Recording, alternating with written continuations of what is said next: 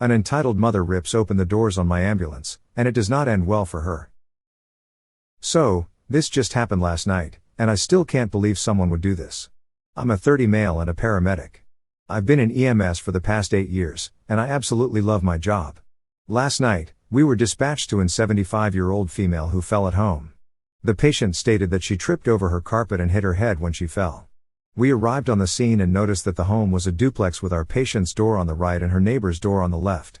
We made our way into the home and found her lying on the floor. The woman was awake and breathing. We started asking her the standard questions: "Are you okay? Does anything hurt? Do you remember the fall?" etc. She stated that she has a pounding headache and that she remembers walking to bed and then waking up on the floor. In my field, that's a pretty big red flag. We noticed that she's got a pretty good lump on the side of her head and a big bruise starting to form already. Noticing the bruise, I asked her if she was on any blood thinners. She said that she was on blood thinners for a previous stroke she had a few years ago. We urged her to let us take her to the hospital because there was a possibility that the fall could have caused a bleed in her brain, and she should go to the hospital to get some scans done.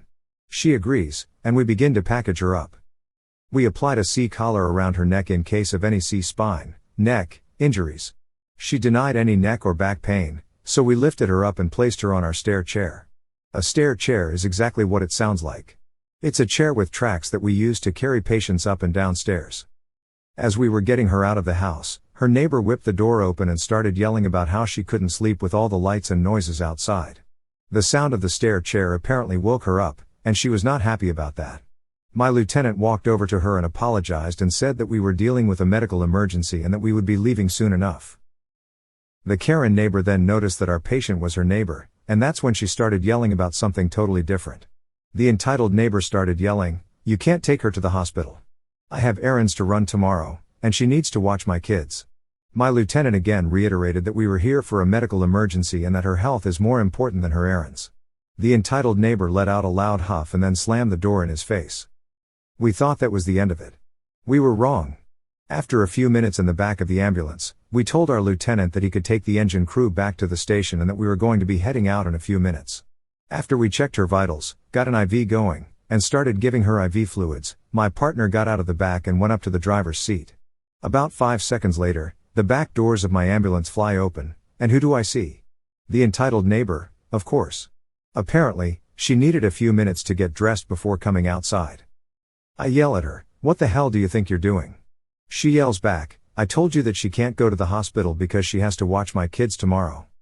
She then starts trying to pull the cot out of the ambulance with our patient on it. Luckily, she didn't know how to unlatch the cot and couldn't get her out.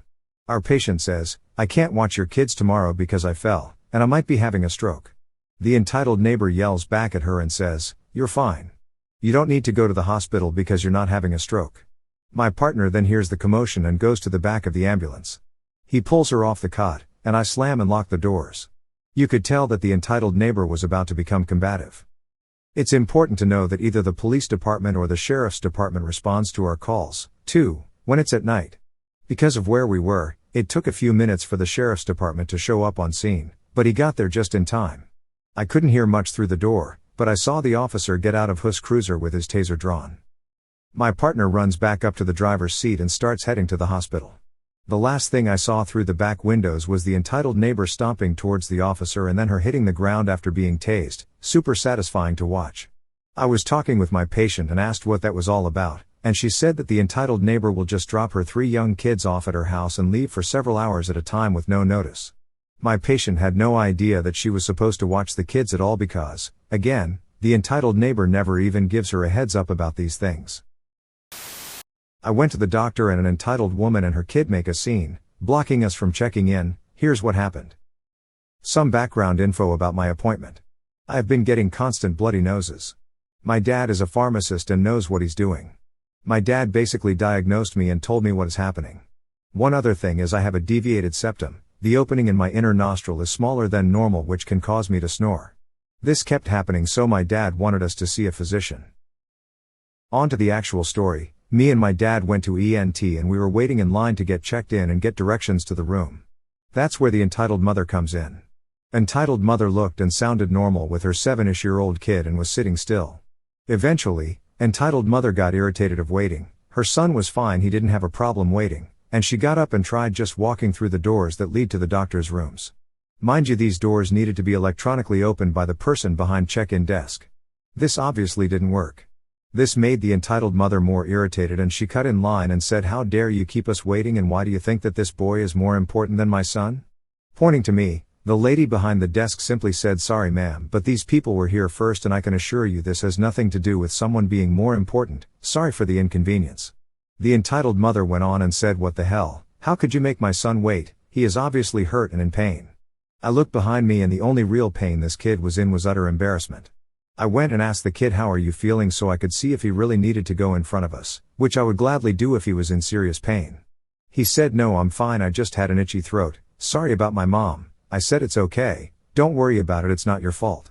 The kid felt better and just sat and played on what I'm assuming to be his mom's phone. Once me and my dad were at the counter, we said our names, our address, etc. As I was saying before, the doors to the doctor's office are electronic and need to be opened by the front desk people. As soon as it was unlocked for me and my dad, the lady ran through the door, not even bringing her son with her, which is the whole reason why she was here. Eventually I went and told one of the officers/security guards that this woman had hit one person in line and ran through the doors without being checked in. The officer said, "Okay, thank you for the info, I'll be right on it." He then runs after her, and she and her embarrassed son were escorted out of the building. After she left, the cop pulled me aside and said this may be the first time that woman has come in for an actual reason. He said the other times were just to get out of work, and said this has happened multiple times and this was her final strike. The officer then apologized about all this, and me and my dad went about our day. Entitled child ruins my brother's birthday, after entitled mother invites him and attempts to steal from me. Now for my brother's 8th birthday party, he had decided upon a DC Comics superhero theme, but not just that. He wanted a sort of contest of champions collection of DC-inspired party games for him and his friends, with rankings and winners decided at the end of the day with prizes, etc. Frankly, I think my family and I did a great job designing party games and decorating the house, and it would be an understatement to say we were confident that the party was going to blow these kids' minds. Around 11 a.m., my brother's friends began to arrive, and soon we had 20 hyper 8-year-olds on our hands. However, we were still waiting on a friend who lived on the compound to show. Luckily, he knocked on our back door that moment, and I went to open it to find the friend, his 6 years brother, Jake, and their mom waiting for me. She ushered the two of them inside quickly, said everything looked great, thanked me and darted off. There was only one problem, however: Jake was not invited to this party. And this was for good reason.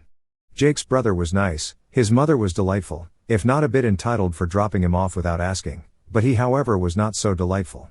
Spoiled, entitled, and still expected to be babied at 6 years old. This was not part of the plan. Jake's older brother went to join the rest of the boys, ready for the championship to begin, and Jake just stood there before turning to my mom and uttering one word: chips. My mom simply said to him, "Don't worry, we'll be doing lunch after games, plenty of chips for you then." Jake just blinked back up at her, before walking past her into our kitchen and beginning to go through our cupboards. My mom, somewhat in shock, exchanged bewildered glances with me before following him into the kitchen and lightly escorting him out of there to the rest of the boys. Great start. The time had come for the contest of the champions to begin, and the boys enjoyed round after round of dopey party games with light DC theming, e.g. soft archery target practice named Green Arrow Assault, throwing rope hoops named Wonder Woman's Lasso Toss. You get the gist. It wouldn't be long, however, until we'd encounter our next Jake-related problem. During Superman's strength test, arm wrestling, the second my brother's hand touched his, he broke down into a temper tantrum, insisting my brother had broken his arm. To help calm him and to keep the games moving smoothly, my mum gave him a mini bag of Haribo sweets. This set a dreadful precedent, however. From this point onwards, each game, Jake expected a packet of sweets whether he won or not, and should he not receive said sweets, would somehow stage an injury or someone bullying him to ensure he could be calmed with some sugary sustenance. The final game of the day was a mini tournament of Injustice, Gods Among Us on the PS3, a DC-themed fighting video game in the style of Mortal Kombat, but much less violent. Despite me explaining clearly to the kids how to play and allowing practice rounds, when it came to the match of the century, Jake versus some other kid, Jake began to cry almost instantly when famed fighter, some other kid, landed first blow. Thus resulting in Jake smashing my controller onto the ground, breaking it and ending this final challenge prematurely for the other kids before running off in tears, having ruined the final game. Somberly I led the kids back to the dining room, mourning the loss of my controller, so that we could count up everyone's scores and name the champions. My mom noticed Jake's absence, and minutes later found Jake in our kitchen cupboard having found a sharing bag of Doritos, on which he'd chosen to gorge himself. Naturally, when it came to counting up the scores, it would come as no surprise to anyone that Jake was last. The top 3 kids each received a Batman action figure, which I can't lie, were pretty damn cool, and every other kid got a Lego minifigure blind bag packet to enjoy. Suffice to say, Jake was most displeased by his feeble participation award and attempted to steal one of the Batman figures from the prize table. My mum told him calmly that those weren't for him and helped him open his Lego minifigure pack, which of course contained a figure that he took particular offense to. Not wanting another tantrum, I offered to trade him one of my figures from my room, as I was an avid Lego collector at the time and had hundreds of the little fellas, that I was sure at least one of could temper his rage. It didn't take a psychic to guess that Jake would select one of my favorite and most valuable figures, a large-scale Lego Smaug the Dragon from The Hobbit, as his trade. I explained to him I wouldn't be trading that and he could pick from a selection I'd curate for him, to which he reluctantly agreed. He eventually decided upon a stormtrooper and I thought that would be the end of it. If you've been paying attention to these stories, you'd know I'm wrong often.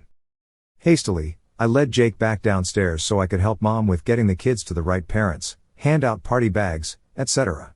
Of course, the sneaky gremlin took his chance to slink away once again, and so once all the kids had left, a search party was deployed to locate my favorite person.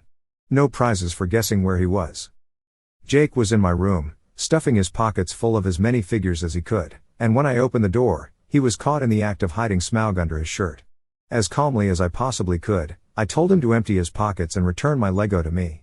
He screamed I was a mean liar and that I was robbing him, and began to scream and jump up and down on the spot until my mom came in. She told him that his mother was here to pick him up and that he needed to return my Lego to me. In response, he emptied it all out onto the floor, before wiping his tears and running to his mother and uttering just one word, chips. His mother told him she'd go get him some now and thanked my mom and I for looking after her angels all day. I'd never been so happy to see someone leave in all my life. My entitled mother ruined my 20th birthday. When I turned 20, she wanted to take me out for my birthday, and by God, it was one to remember in the worst ways. To set the stage a little, my mom had me at 16 and I'm convinced that she just got stuck with a 16-year-old mentality because she's still like a teenager to this day. I'm 32 now. At the time, my mom had monthly girls' nights where she and her friends would go out to bars and let loose. Mom doesn't have the greatest friends out there, they're all just loud and ready to fight people at any given moment. Think Jerry Springer guests. I wasn't really a big partier, I would have been happy with dinner, lol. The weekend of my birthday rolls around, and my mom said she was going to take me out. I was super stoked and wanted to invite some friends, as one does. Instead, she told me I could not invite any of my friends, but she did invite my 2 cousins, one of their friends, that I guess she had slept with at some point, and one of their friends. Just me, my mom, and a bunch of dudes that I wasn't particularly close with. Outside of my cousins, I didn't really know the other people. She took us on a surprise journey to wild and wonderful West Virginia, the land of good times. On the way, my mom stopped at a liquor store and grabbed some Tequila Rose airplane bottles and a bottle of Captain Morgan spiced rum for my cousins and company. It's important to know that my cousins were younger than me. The only people over 21 was my mom and the guy she allegedly had sex with. This would have been cool, but I wasn't allowed to drink because I wasn't 21. The math wasn't mathing on this day. Also, my mom was drinking said airplane bottles while casually driving down the road. She was pretty distracted with her shots and I didn't want to die, so I offered to drive. It's the least I could do on my birthday, right? She said no, so I'm just glad I'm here to tell the tale. We stopped at a Chili's, which I really liked because there wasn't one where I lived, but I didn't choose it, that's just where she took us, and we met up with, of course, my mom's lunatic friends. At this point, I pieced together that my mom was making my birthday her girls' night, killing 2 birds with 1 stone. So, we leave Chili's and she drops me, my cousins, and their 2 friends off at an under 21 club while my mom and her super great friends go to some other bar called Cowboy Up. Yeehaw. Anyway, I go into this club where my cousins and their friends abandon me and go do their own thing, so I'm just in the middle of this weird, hole-in-the-wall, sketchy club in West Virginia. I'm super over it, so I leave the club, which was like you can't re-enter, and that was fine.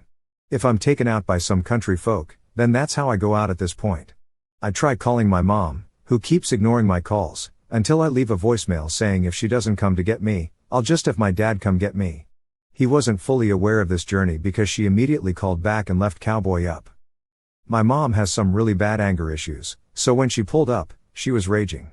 This woman stood in the parking lot, screaming at me and getting in my face saying that I ruined her night out with her friends. I was yelling back because I'm so hurt and confused and honestly just pissed off. My mom then starts pushing me and pulling at my hair. Her friends are there also screaming at me saying I should respect my mom. I tell them to just shut the fuck up and my mom slaps me and I hit her back. So that opened a whole other can of worms because I hit my mom. I know, I'm the worst. The rest of this part was a blur, but we get back in my mom's car and I just want to go home. You would think the night ends here, but it doesn't. It truly was the gift that kept on giving. She takes us, her friends follow, to this really shady strip club called Cherry Bomb. In West Virginia, the big strip club is Southern Exposure and Cherry Bomb is like the B team at night. I don't even know if it's still open, but it was an experience. I was abandoned again, cousins and company had the time of their lives, my mom and her friends disappeared in the club, and I saw a girl I went to high school with, so it was kind of nice to see a familiar face. Gotta find the positives. Eventually, I just call my friend to come get me. We lived maybe an hour from West Virginia, and she was a real one because she did pick me up, and I just cried on the way home with a mix of anger and hurt. These days, I'm no contact with my mom, she's done a bunch of other crazy things, and because this event was so bizarre, I made it a little tradition on my birthday to take a shot of either Captain Morgan spiced rum or tequila rose if I can find it.